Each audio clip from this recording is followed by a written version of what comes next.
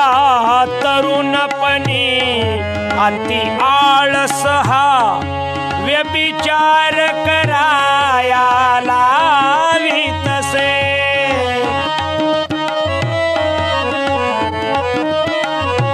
या तरुणपणी अति आळस हा व्यभिचार कराया लावितसे.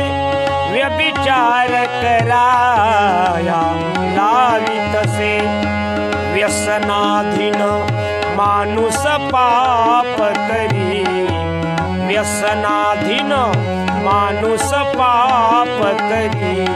मग चोरी कराया जात खुला.